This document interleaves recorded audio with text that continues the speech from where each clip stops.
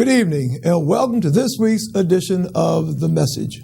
I'm your host, Donatus King, and we'll spend this next hour with one purpose in mind, and that one purpose is delivering the message that God is Almighty. Everything that ever was, is now, or ever will be, was made by God.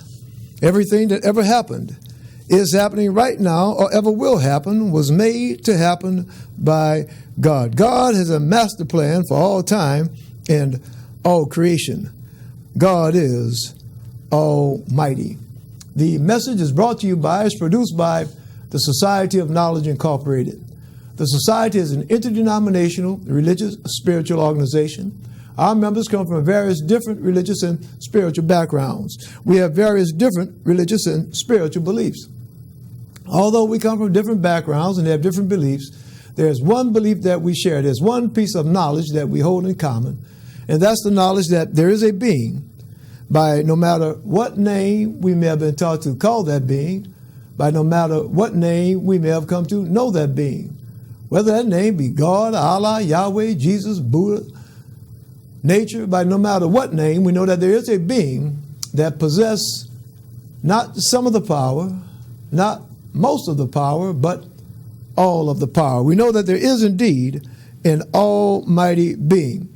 That's the reason we do this show, and the only reason we do this show, to deliver the message that that being that personally I call God, that being is indeed almighty. Today is April the 20th, 2017. I remind you of that fact because tonight, as we are on most Thursdays, we are live. And I remind you of that fact because this show is a two-way conversation. It's an open discussion. You see the telephone numbers that are on your screen. I invite you to use those numbers and call in. And if you're watching by Facebook, write a comment. Write in your comment, call in. If there's something that's going on in your church, your mosque, your synagogue, your masjid, your temple, your place of worship, and you want to let the world know about it, call in and let the world know about it. If there's something that's going on in your nonprofit organization and you want to let the world know about it, call in and let the world know about it.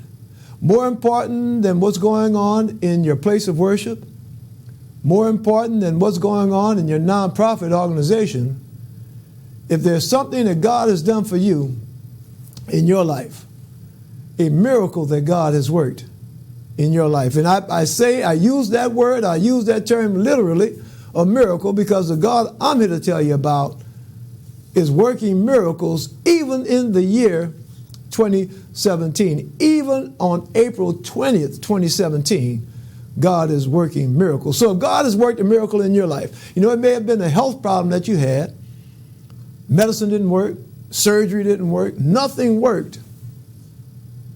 But God worked a miracle and healed your body. Call in.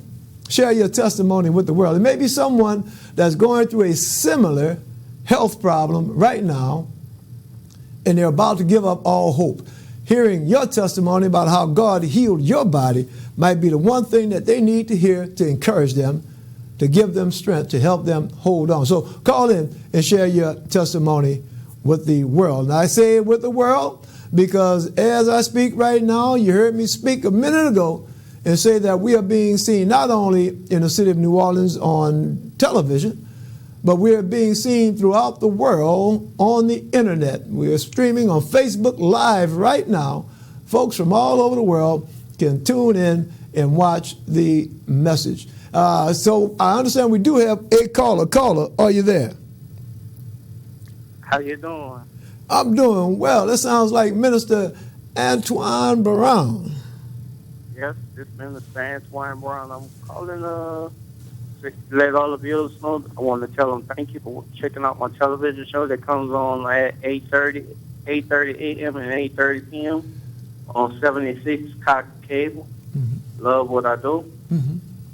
Also, keep on praying for me. Right.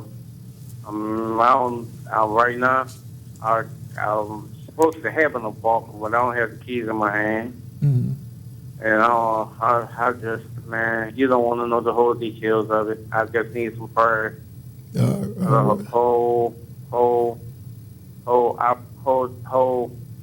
problem that I'm going through right now. All right. That's about it. How's your health, brother? Trying to do a little bit better, but I still need prayers in that area as well too. Also in that area a little bit because I'm swelling up in between. Mm-hmm. But hey, I wanna still come and do what I got to do because I ain't giving up on my show. All right. It's my secret judge. I got to do what I got to do. I love what I do. All right. To help get a life saved, a life delivered, a life set free. Mm-hmm. And that's what it's all about. All right. All about helping a person to get off of drugs and stay clean. Mm-hmm. Go the right way with Jesus Christ in their life. Mm-hmm. And I hope I made a difference in somebody's life tonight that might be listening, Right. might be tuning in, and might be touched when they hear this show. All right, my brother. Thank you for calling in, Minister Brown, and know that we will continue to pray for you. And I know that you know that God can make a way. So thank you, my brother, and stay strong. All right. Well, thank Minister Brown for calling in. Viewers, if you have some testimony, you have some comments that you want to share, call in and share your comments with the world. All right, let's get right into our announcements. Our religious spiritual study, prove all things, hold fast that which is good, coming out of first book of Thessalonians chapter 5, verse 21. Something that we're working on right now, and hopefully we will have this together for next week. We're trying to get a panel discussion going next week. Some gentlemen that have been on the show before, and we're trying to get them back for next week. And that's one is going to be Minister Bernard Waters from Imani Temple here in the city of New Orleans, and also the author Robert P. Robertson. So we're going to try to get those gentlemen back on the show next week. So we'll be working on that, and hopefully you can tune in. We have some things that we'll be talking about as far as some spiritual issues and some religious issues. Our words of inspiration tonight will come out of the book of Genesis, chapter 43, verses 15 to 34. And actually, I think we might be going a little bit further than 34, but we'll see. It's great. We've been talking the past 3 weeks. We had a series, our Easter series, and we've been talking about and reading scriptures relating to Easter. Now we're going back where we left off about a month ago, and that's in the book of Genesis. I understand we do have another caller. Caller, are you there? Good evening, good evening, good evening. Good evening. That sounds like Brother Chris. How you doing, brother? I'm doing good. Good. I just wanted to tell everybody that God is making miracles out of nowhere. Yes, sir. My legs is not having no problems no more like it was before. Great. That is fantastic. That's some good testimony there, brother. Yeah. All right. And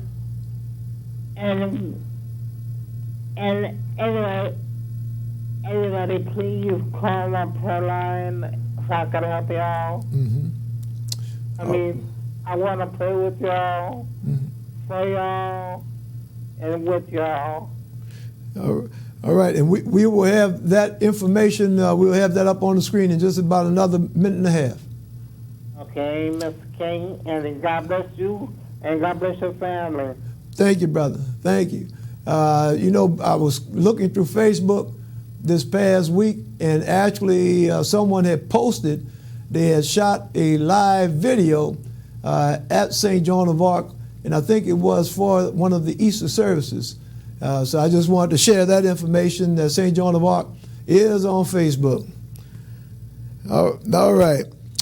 Let's move on Announcements. That was Brother Chris. You heard just called in. Brother Chris's prayer line, 504-866-5042. Open Mondays and Wednesdays, 10 a.m. to 1:30 p.m. Meditation training, 9:30 a.m. to 4:30 p.m. Tuesdays and Thursdays. Bible study and Cope line, Monday and Wednesdays, 2:30 to 4:30. And it's free. Again, that number, 504-866-5042. The suggested readings for the Bible study are out of the book of James, 1st and 2nd Kings, Paul, Hebrews, and Ephesians. Our main website, I invite you to visit our main website, and that's www.godisalmighty.org, www.godisalmighty.org. And when you visit our main website, there are links to our religious discussion blog, our Facebook page, our Twitter, Instagram, YouTube.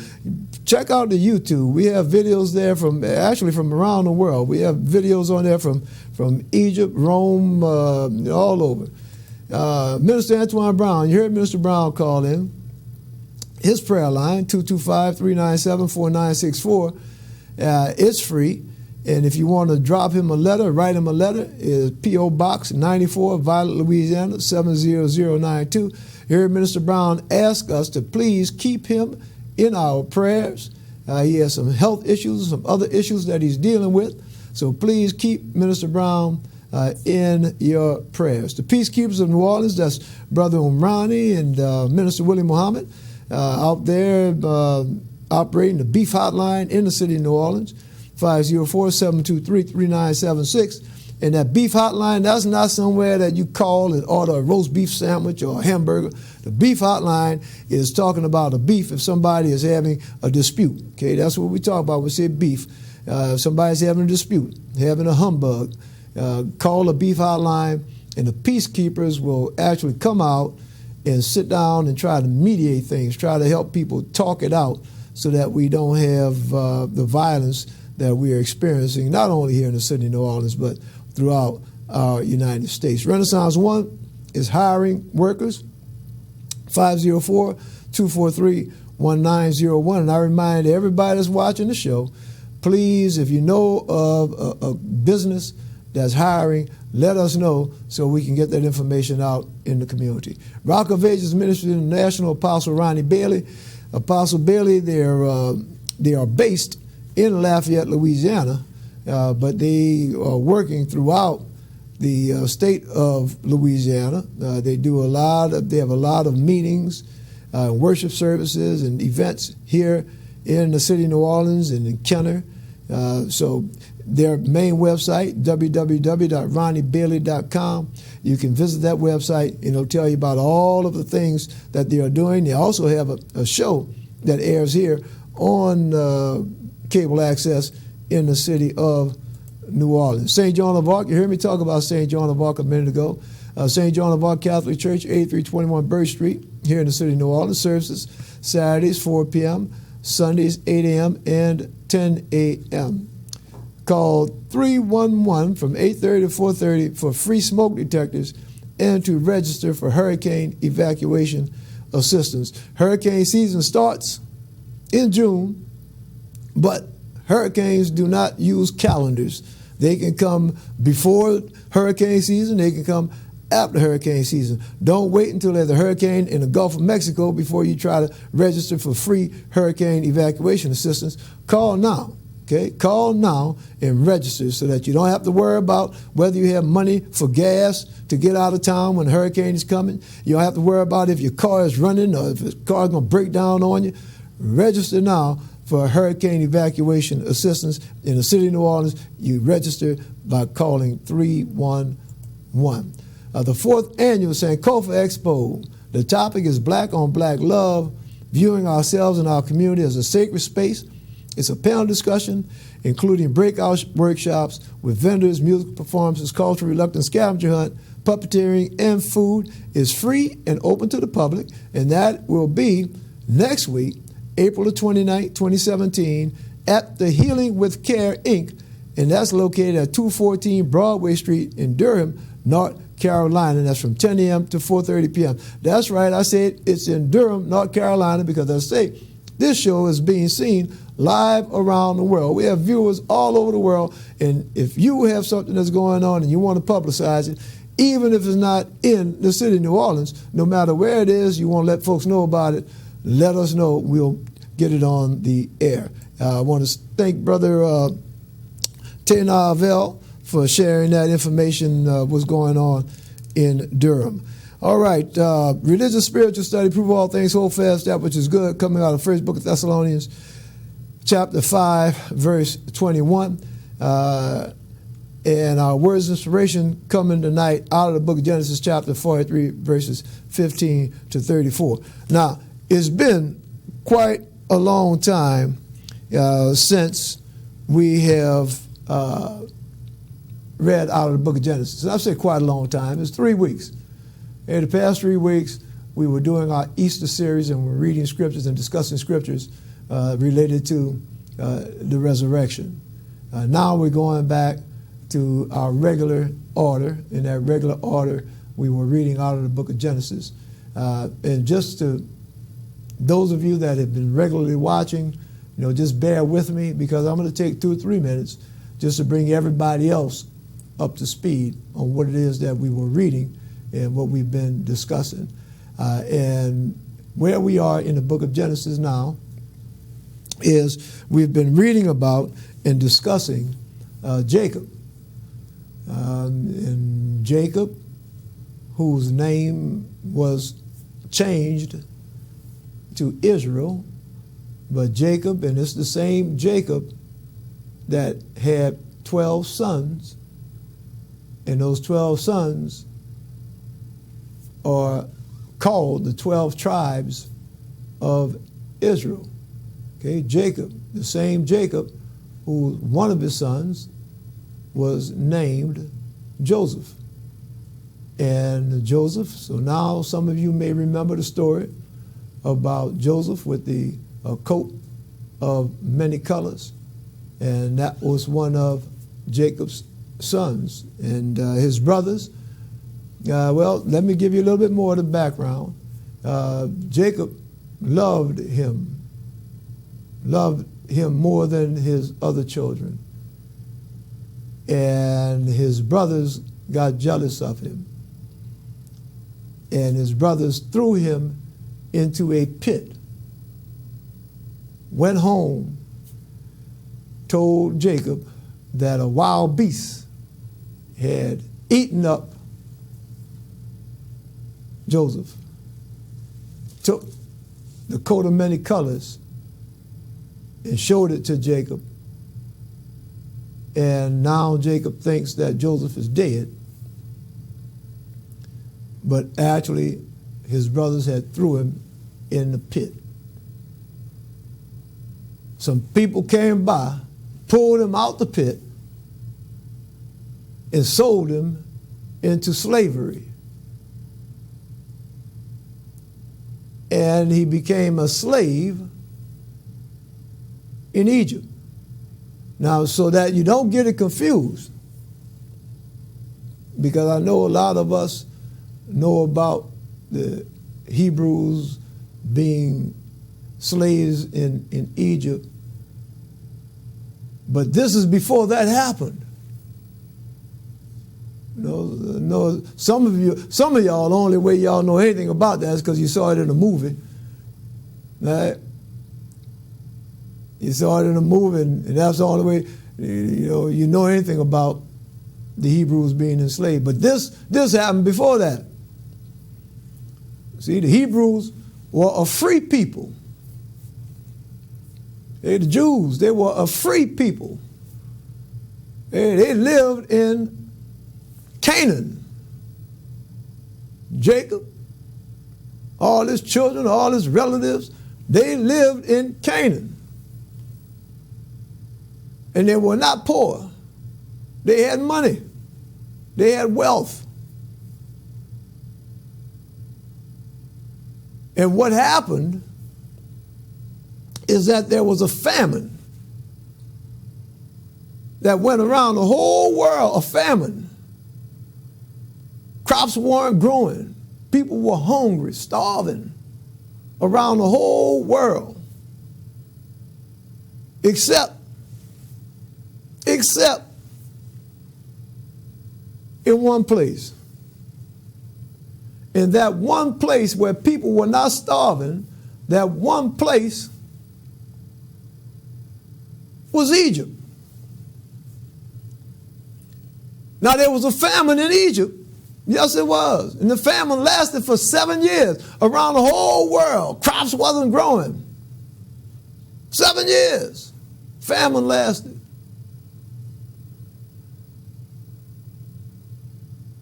Yeah, they had a famine in Egypt.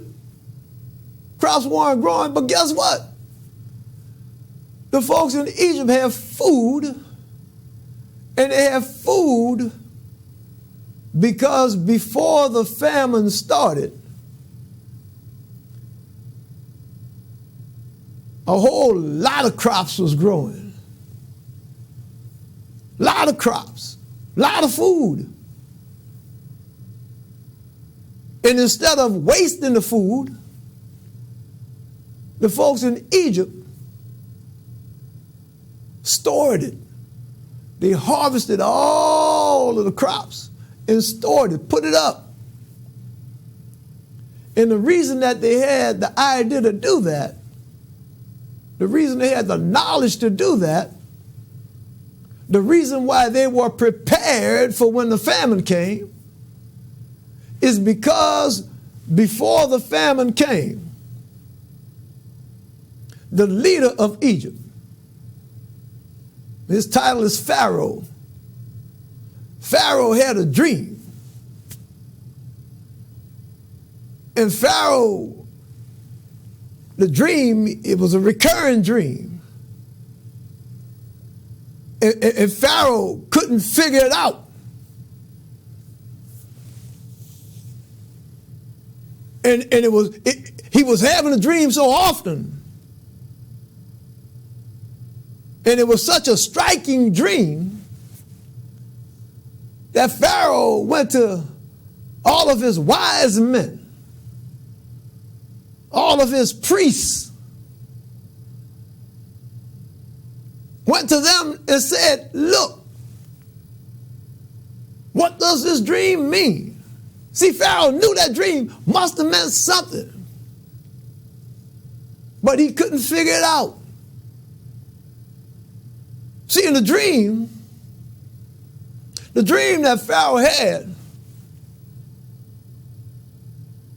was he dreamt about 7 fat kine, K-I-N-E.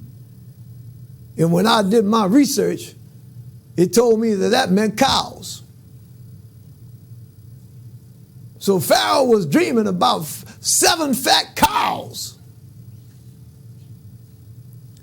And then a little bit later on in the dream, Pharaoh dreamt about 7 skinny cows. And the 7 skinny cows ate up the fat cows. And Pharaoh said, man, this is a strange dream. 7 fat cows, and then here come 7 skinny cows, eat up the fat cows. What does that mean? Nobody couldn't tell him.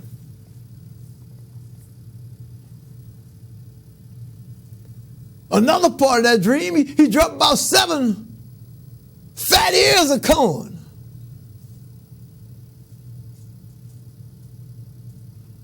And then they were consumed by 7 skinny ears.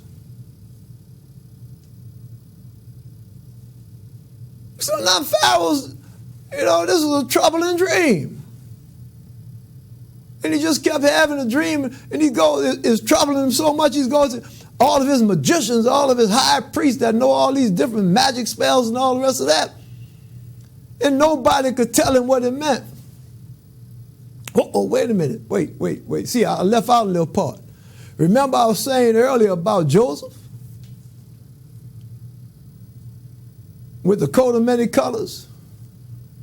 Whose brothers was jealous of him because Jacob loved him more than the rest of them? That same Joseph? The one that his brothers were so jealous they threw him in a pit? Well, something I didn't tell you about Joseph is that Joseph had a gift. And I call it a gift. It might have been a curse, but he had the ability to interpret dreams. See, now wait, come get some understanding. See, at the beginning of this show, I talk about God is almighty and God has a master plan. Now look at here. Look what's going on. Here it is, Joseph has the power, has the ability to interpret dreams, but Joseph is a Jew. He's a Hebrew. He lives in Canaan. Now here it is, Pharaoh, who lives in Egypt, and Pharaoh is having a dream that nobody can interpret, but he lives in Egypt. Now look how God just works stuff out. Look at that. Here's Joseph, the one that can interpret dreams, living in Canaan. He don't have no reason to go to Egypt. No reason in the world. But look what happens to him. His brothers throw him in a pit. He gets sold into slavery. He winds up in Egypt. So now, look how God done did that. God got this dream interpreter that was in Canaan. Now he's in Egypt.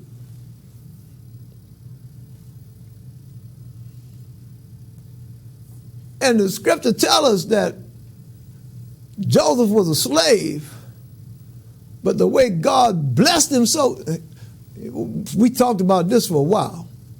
Even though he was a slave, God blessed him so. While he was still a slave, God blessed him so that he was living better than most of the folks in Egypt. But he was a slave.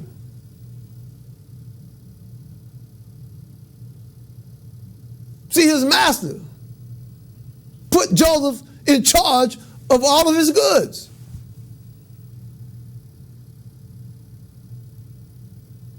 A slave. See, and when we read this, we was talking about, look, that what it told me, when it opened my eyes, helped me to see that no matter what your position in life, no matter what your position in life, God can bless you. Here it is, a slave is blessed being placed in a position of authority. A slave. Living better, eating better, drinking better, dressing better than all the free people out there. A slave. Then we read about Joseph. Had a false charge put on him. His master's wife. See, we got to get some real understanding here. His master's wife accused Joseph of trying to rape her. Yes. And what the real deal was, that she was trying to force herself on Joseph. And Joseph kept saying, no, I can't do that to my master. I'm not going to do that. And she became so upset that she put a false charge on him.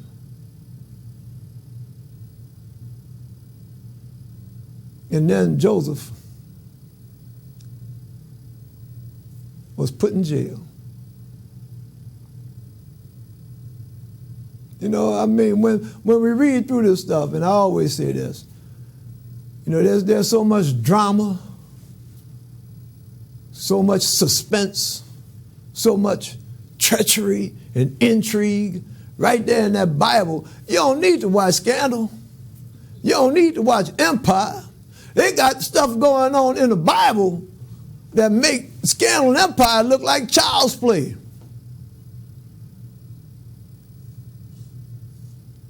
But this is what's happening with Joseph. So Joseph's, now he's not only a slave, but now he's a prisoner. But look how God works. God done brought this dream interpreter from Canaan into Egypt, and now he has him in a jail. But look, it's not your average run-of-the-mill, ordinary jail with low-class prisoners. See, these were some important prisoners. And Joseph was in the jail with important prisoners because he was important. Remember I told you? He had come up in the ranks, even though he was a slave. He had a position of authority. He was over all his master's goods. So when they put him in jail, they put him in a jail, I guess nowadays it'd be kind of like the federal penitentiary, you know, with all the politicians that go there. They don't go to Angola and stuff like that. They go to, you know, these little higher class jails. So that's where Joseph is. And guess who else is in that jail? Yes. Pharaoh's butler and baker. Now, I forgot why they was in jail, but they was in jail. Pharaoh, the leader of Egypt. His butler and his baker are in jail. The same jail as Joseph. Now, what's so important about that? Well, what's so important is that while they're in jail, they get to talking.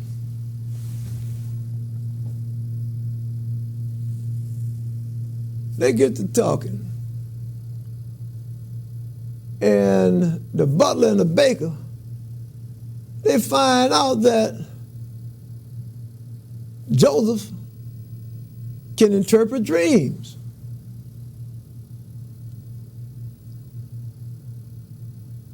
And the butler and the baker, they had dreams. And they asked Joseph to interpret the dreams. And Joseph interpreted the dreams. And what Joseph said, the interpretation that he gave, it turned out to be correct. Nah, ain't this something? Wait a minute. Did I say that it was Pharaoh's baker and butler? Yes, I did. Did I say that Joseph interpreted the dreams for Pharaoh's baker and butler? Yes, I did. Did I say that Joseph's interpretation was correct? Yes, I did.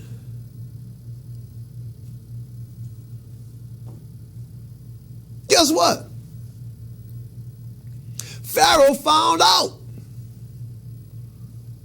that Joseph had correctly interpreted the dreams of his baker and his butler. Pharaoh found that out. So Pharaoh found out that Joseph was a dream interpreter. Now look, if Joseph had not been in that prison, Pharaoh wouldn't have found that out. So Joseph had to be in the prison rubbing elbows with Pharaoh's butler and baker. And because he was in that position, now Pharaoh knows that Joseph is a dream interpreter. Nah. Look, see, I tell you, God got a plan. See, and all this stuff didn't happen in just one day or 2 days. This was over a period of years. Every little step fell right into place. Every little thing that needed to happen happened.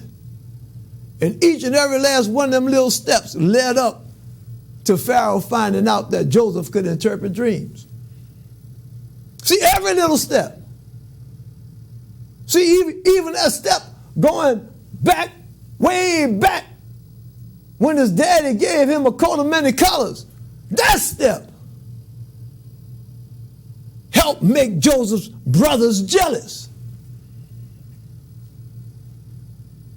And because his brothers were jealous, that step helped his brothers throw him in that pit. And because he was thrown in that pit, that helped them to be sold into slavery into Egypt. And because he was sold into slavery into Egypt, he became the property of his master Potiphar. And because he became the property of Potiphar and rose up to the point where he was controlling all of Potiphar's stuff, that led to the next step of Potiphar's wife saying, I want some of that. Come here, Joseph. Yeah. See, I like to play around with that. And she said, come here, boy. I like the way you look. Come here. I want to do something with you. Oh, yeah. Joseph said, oh, no. No. I can't do it. Stay away from me. Don't tempt me too much. In that step, because Joseph was able to stand up to that temptation, because I'll show you how ironic it is. Because he was able to stand up to that temptation, he got thrown into jail. He got a false charge put on him. So just the thing, if he would have yielded to that temptation, he would not have been thrown into jail. See, if he'd have gave in and said, come on, girl. If he'd have done that, he wouldn't have been in jail. But Joseph said, no. And he wound up in jail. See, I tell you, God got one step, the next step. In any one point in time, we might be going through steps. And we don't understand what the next step is, so we might be going through a step that might be giving us the blues. We might be somewhere in our life and things are happening to us and we're just saying, oh Lord, why is this happening to me? But God's got a plan. Not only did God have a plan for Joseph, but God has a plan for you. God has a plan for me. Now, I'm going to tell you something. Sometimes the things that we go through, we might not want to go through. Didn't we just read about that? Didn't we just pray about that the past 3 weeks? Jesus Christ had some steps that he had to go through. He didn't want to go through them. Didn't we read about that? Didn't we read that Jesus was in the Garden of Gethsemane? He was praying. He said, let this, oh my Father, if there be any way possible, let this cup pass from me. If there be any way. Yes, God has a plan for you, plan for me. Let's get back to what we was talking about now, Joseph. Because Joseph has gone through all these steps. And now Joseph is there with Pharaoh. And Pharaoh has learned that Joseph indeed has a reputation for correctly interpreting dreams. Now we come back to where we started tonight, talking about the dreams that Pharaoh had. See, Pharaoh was dreaming about 7 fat cows, and then 7 skinny cows eating up the fat cows. Then he dreamed about 7 ears of corn, fat, succulent, followed by 7 of those shriveled up ears. And Pharaoh didn't know what it meant, but it was troubling him. All of Pharaoh's magicians, all of his high priests, all of his wise men couldn't tell Pharaoh what them dreams meant. Pharaoh knew it meant something. It was something important. But nobody could tell him. And now, Pharaoh finds out about this Hebrew slave prisoner named Joseph that's in the jail that has a reputation for interpreting dreams. So Pharaoh goes to Joseph. Pharaoh says, look here, I understand that you can tell people what dreams mean. And Joseph said, well, yes. So Pharaoh told Joseph the dream. And look what Joseph said. Remember something I said earlier? I was talking about there was a famine throughout the whole world. Crops was not growing. People were starving all over the world. People were starving. But they were not starving in Egypt. There was a famine in Egypt, but the folks in Egypt were not starving. They had plenty food. And they had plenty food because 7 years before the famine started, they had wondrous harvests. They were growing more food than they had ever grown. And they wasn't wasting it. They were saving it and storing it. Everywhere you look, they had big warehouses full of food.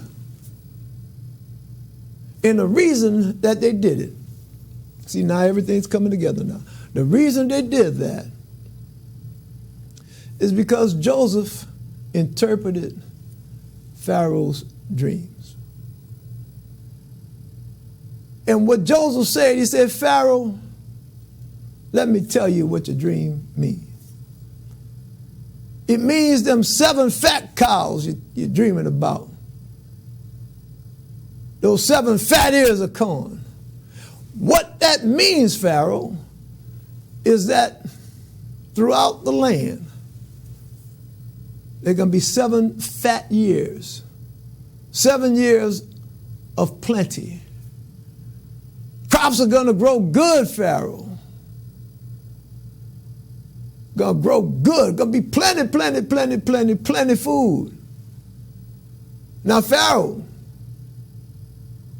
what the second part of your dream means, those 7 skinny cows that eat up the fat cows, those 7 shriveled up ears of corn. What that means is that after those 7 good years, it's going to be 7 terrible years. Nothing's going to grow. That's why they say them cows were skinny, corn's all shriveled up. Vines tearing up the fat ears of corn. Say, Pharaoh, what this dream is telling you, you know, some of y'all know what I'm talking about, some of y'all don't. For those of you that know what I'm talking about, sometimes when farmers have a lot of, have a bumper crop, have a real good crop, you know, when they grow a lot of stuff, sometimes instead of expending the energy to harvest all those crops, what a farmer will do is a farmer will plow it under,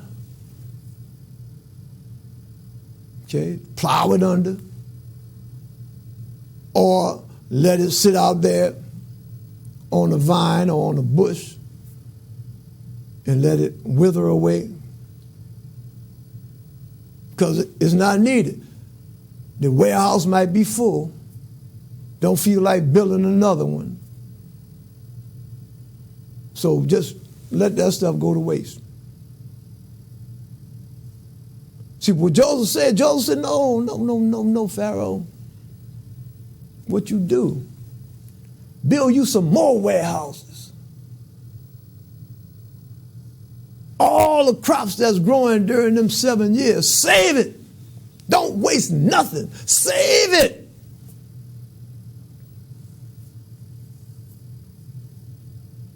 And because Pharaoh believed what Joseph was telling him, Pharaoh did exactly that. All kind of storehouses, filled to the brim. And the scripture describes that there was so much you could hardly even count how much stuff there was. All them people in all them other countries, they just went as usual. During the fat years, they just let the stuff wither on the vine, let stuff waste. But they didn't do that in Egypt. And because they didn't do it in Egypt, they had food. When them 7 years of famine came, everybody else all over the world starving. Folks in Egypt sitting back. They got as much as they need. They got more than they need. They ain't worried about nothing. And folks from all over the world start coming to Egypt. They heard that those Egyptians have food. So we're going to go to Egypt and get some food from the Egyptians. So guess what happened now? I told you, Pharaoh believed Joseph. And what Pharaoh did was elevated Joseph in rank. Now here we have a foreigner. Remember, he's a Hebrew, a Jew from the land of Canaan, a different country. Started out as a slave in Egypt, then became a prisoner in Egypt. And now, because of this gift that God had given him, this gift of being able to interpret dreams, because of that gift, Pharaoh has elevated him. And the scripture says that Pharaoh lifted Joseph up and put him in a rank that he was the second most powerful man in Egypt. The only man in Egypt that was more powerful than Joseph was Pharaoh. And remember something else. Back in those days, folks didn't look at Pharaoh as being a man. They looked at Pharaoh as being a god. So this is how important Joseph was. This is the kind of power that Joseph had. And guess what? Remember I told you that folks from all over the world start coming to Egypt to buy food? Well, guess who went to Egypt to buy some food? Well, guess. Just take a guess. All right, just take a guess. Now, well, let me see. Okay, we've been talking about Joseph. We've been talking about Hebrews, Jews. We talk about Jacob. We talk about Joseph's brothers throw him in the pit. Wait a minute. The Hebrews went to Egypt to buy some food. Jacob heard about all the food they had in Egypt. See, but Jacob didn't know that Joseph was the one in charge of the food in Egypt. He thought Joseph was dead. But Jacob said, look, we're not going to sit here and starve. We got money. You know, they were rich. We got money. All my people, all these Jews, Hebrews, I'm their leader. We got money. They got food over there in Egypt. Y'all go to Egypt and buy some food. That's what he told his sons. Now remember, Jacob had 12 sons. One of his sons, Joseph, Jacob thought he was dead. Jacob thought Joseph had got killed by a wild beast in a pit. But instead of being killed by a wild beast, Joseph is now the second most powerful man in Egypt. Joseph is the one that's in charge of the corn and the food in Egypt. Look how God worked this stuff out. Ain't that something? So now, here we have Jacob telling his 11 sons, look, they have food over there. We have money. Go buy some food. But Jacob says, wait a minute now. I had 12. I had 12 of y'all. One's gone. I got 11. So now, I'm not going to send all 11 of y'all. No. Because if something happens to all 11 of y'all, then I won't have any more sons, and I'll be a broken-hearted man. So I'm going to keep one of y'all here with me. Y'all other 10, y'all go to Egypt and get some food and come on, bring it back. All right.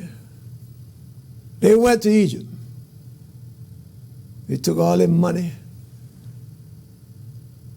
When they went to Egypt, see, now it's been a whole lot of years now since they threw Joseph in that pit. A whole lot of years.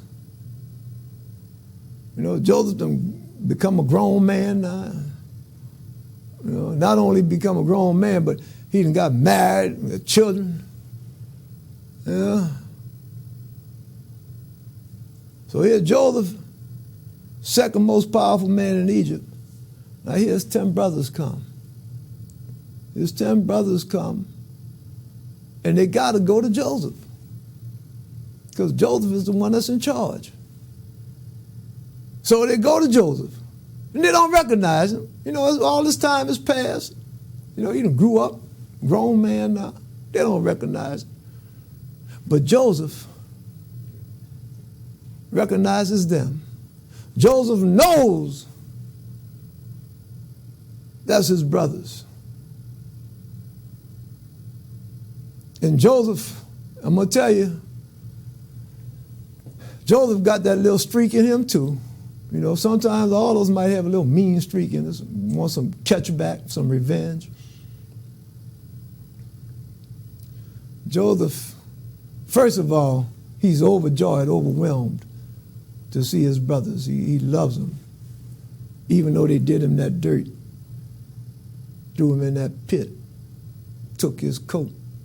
He still loves them, but he still got that catch back in him. He said, I'm going to make these jokers suffer for a little while. I'm going to make them suffer. I don't want to really hurt them. I don't want to do no physical harm to them, but, you know, I just gotta poke them just a little bit. Gotta get them back just a little bit. So what Joseph does, when they come and start talking to him about buying some of that grain, Joseph puts on a face and he says, hold on, who are y'all? Wait a minute, let me look good at y'all. What's 10 of y'all? Joseph said, I get a bad feeling looking at y'all. There's something up with y'all. Joseph said, I think that you all didn't really come here to buy grain. I think that y'all are spies. I think that y'all are the enemy, come to do some wrong. And his brothers start shaking. Oh, wait a minute. What's getting ready to happen to us? This man thinks that we spies. You see, Joseph was just getting some catch back on, that's all. That's all he was doing. But they didn't know it. So they're all afraid, they're scared. And look what Joseph tells them. Joseph says, look, I think y'all spies, but I want to find out a little bit more about y'all. Are there any more of y'all? How many, y'all got any more brothers and stuff? And they said, well, we had one brother who got eaten up by wild animals. We have another brother that's still back in Canaan with our daddy. And Joseph said, look, to prove to me that you all are not spies, to prove to me that you all are legit, I'm going to give you this grain. I'm going to sell you this grain, much as you want.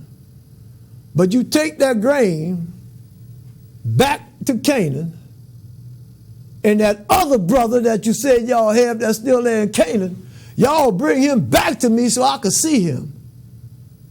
And to make sure that y'all come back with your other brother, one of y'all gonna stay here until the rest of y'all come on back. You see that? Boy, he was really sticking it to him. So now they're thinking that, look, this man think we're spies. He's telling us we got to leave one of us stay here, and then we got to go back home and get the other one of us and everybody to come out here. But they didn't have a choice. So now, that's where we getting ready to pick back up. And I said I was going to spend a couple minutes bringing everybody back up to speed, but I done spent the whole doggone show tonight bringing everybody back up to speed. So next week, we're going to pick it back up in chapter 43, verse 15. All right, next week, and look, we talked about tonight, we saw how God had a plan for Joseph's life. Joseph is now in a position where he can save his whole family, save all the Hebrews, save all the Jews. He's in a position of authority. If God could work a miracle like that in Joseph's life, why can't God work a miracle in your life today? God is just as strong today as he was more than 2,000 years ago. Yes, God is indeed almighty. No matter whatever you're going through in this upcoming week, God can bring you peace. And that's my prayer. No matter whatever you have to go through in this upcoming week, that God Almighty blesses you and yours with peace.